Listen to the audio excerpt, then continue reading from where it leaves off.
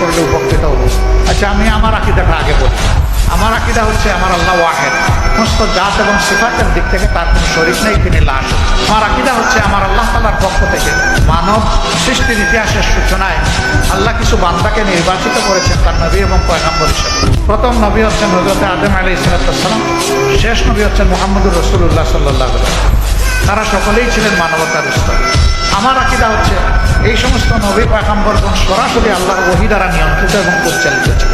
অতীতের ওহীগুলা অবিকল এখন বিদ্যমান নেই, বিদ্যমান আছে আল্লাহর দেওয়া পূর্ণাঙ্গ হেদায়েতের কিতাব আল কোরআন।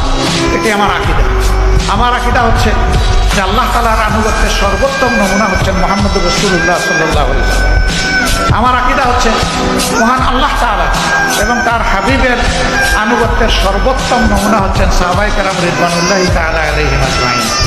ভাই, আমার আকীদায় দোষ থাকলে চিঠি লিখে একটু আমার জানাই দিন। আমার জানা মতো আমাদের সহকর্মীদের আকীদাই থেকে